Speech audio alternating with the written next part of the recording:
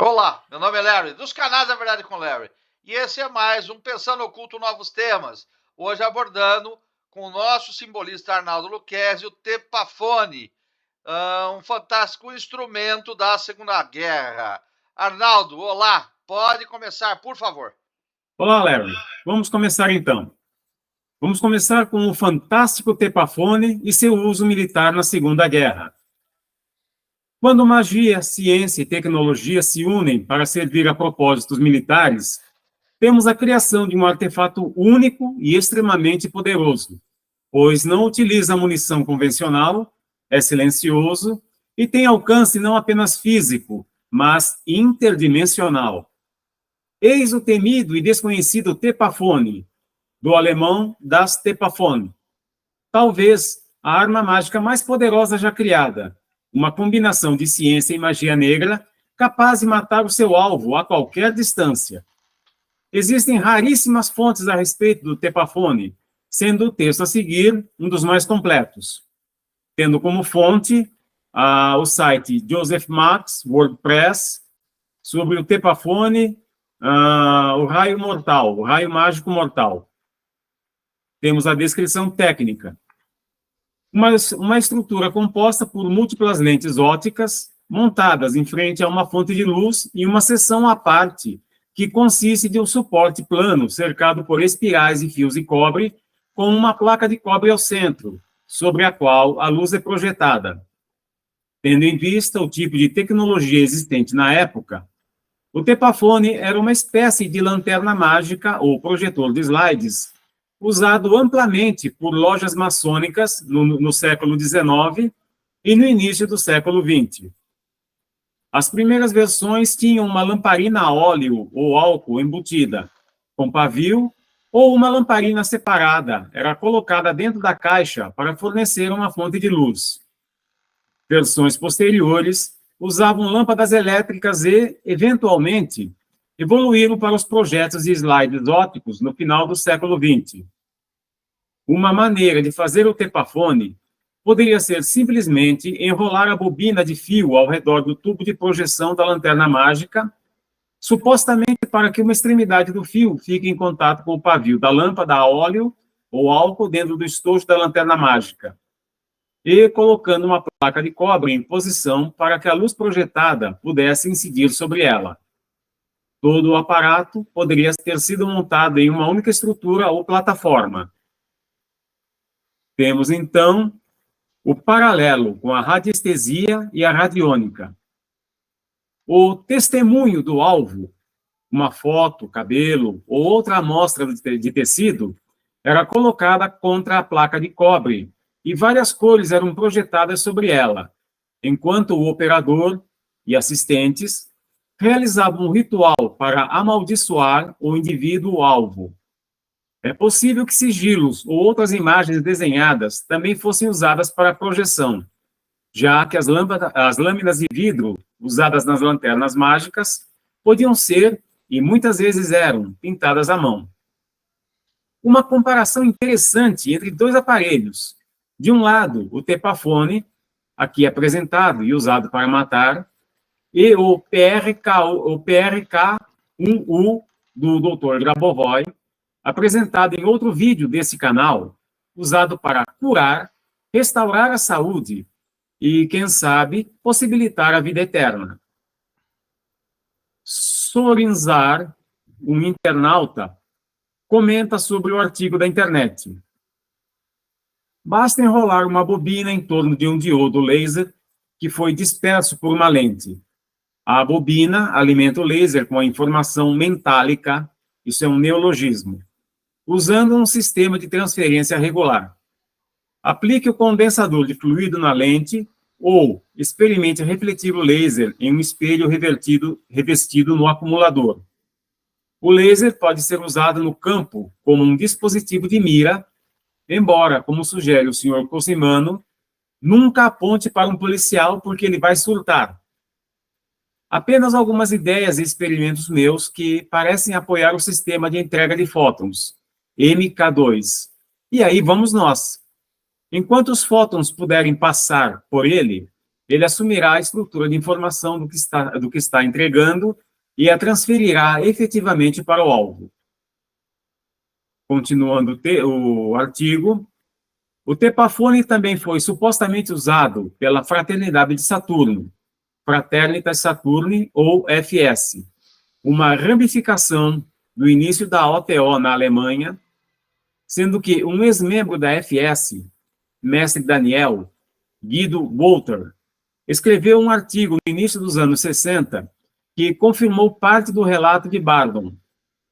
Também mencionado é um grupo ocultista chamado The Order of the Mentalic Builders. Raymond Holder, em seu Manual de Treinamento do Anticristo, descreve um método de construção de um tepafone que ele afirma ser autêntico. Sua descrição inclui o uso de álcool etílico como combustível para a lâmpada, na qual são infundidos certos ingredientes apropriados para fazer um condensador de fluido mágico e a cobertura do tubo de projeção de cobre com chumbo. John W. Campbell, editor da Astounding Magazine, e um dos primeiros proponentes das máquinas radiônicas do Dr. Hieronymus, discutiu o assunto em uma série de correspondências pessoais entre os dois. Campbell é creditado por cunhar o termo psiônico e popularizar a radiônica. Com relação às implicações das alegações de sucesso de Hieronymus em matar pragas agrícolas remotamente, um experimento que foi seguido e verificado pelo Departamento de Agricultura da Pensilvânia, Campbell escreveu, abre aspas, é verdade, você está atacando apenas insetos, está ajudando seres humanos, mas as implicações inerentes existem e não podem ser negadas. Você não pode me dizer como me defender de tal ataque. Se reconheço a realidade dessas forças, reconheço que sou impotente e não conheço defesa. Você está assustando muitas pessoas que entendem o que você tem. Você pode estar usando bem, mas solte-o. E o que o limita? Se um mágico pode destruir um homem sem deixar vestígios, quem estaria a salvo de ameaças, de pedidos de resgate, do ódio vingativo de um inimigo injusto? Você não pode pôr limites para essa técnica poderosa. Fecha aspas. Na autobiografia de Franz Bardon, Frabato, ocultista tcheco e professor de ciências herméticas, nascido em 1º de dezembro de 1909 e falecido em 10 de julho de 1958, o mesmo afirma que a Ordem Maçônica da Centúria Dourada, a FOGC, uma ordem oculta de magia negra na Alemanha, que, na verdade, não tinha conexão com a maçonaria simbólica e que estava ativa desde meados do século XIX até os nazistas chegarem ao poder na década de 30, tentaram matá-lo através da magia, porque ele se recusou a ingressar em sua loja. Bardon, de fato, foi preso por algum tempo pelos nazistas por se recusar a colaborar com suas pesquisas ocultas. Bardon, também conhecido como Frabato, foi, é claro, capaz de sobreviver aos ataques, porque ele próprio era um mago poderoso e era protegido pelos Irmãos da Luz, ou, assim diz a história. Segue a sua narração. Um dos segredos dos membros da loja FOGC está na sua capacidade de colocar alguém para dormir, acordá-lo, deixá-lo doente ou saudável e revigorá-lo ou matá-lo sempre que quiserem. Os principais membros da loja, no entanto, só adquiriram esse conhecimento ao fazer um pacto com um príncipe dos demônios. Com seus métodos mágicos, eles eram capazes de influenciar qualquer pessoa não treinada, que não tivesse como descobrir a fonte das influências que agiam sobre ela. Esse era o segredo mais estritamente guardado da loja. Um instrumento vibratório mágico que podia emitir vibrações fatais a qualquer distância e constituía a arma mais mortal do arsenal da loja. Se a imagem ou múmia de qualquer ser humano ou animal fosse colocada no ponto focal das vibrações do tepafone, os corpos astral e físico dessa entidade seriam afetados. Substâncias de qualquer tipo podem ser destruídas por esse instrumento, a qualquer distância. Além disso, servia como um transmissor sem fio de energia. algo que a ciência moderna só poderia sonhar. Qualquer tipo de pensamento também poderia ser transmitido pelo TEPAfone. Finalmente, o dispositivo tornou possível causar doenças nervosas e envenenamentos que intrigavam o estabelecimento médico. Normalmente, uma foto ou objeto pessoal era suficiente para estabelecer contato com a vítima pretendida. E, lembre-se, a distância não importava.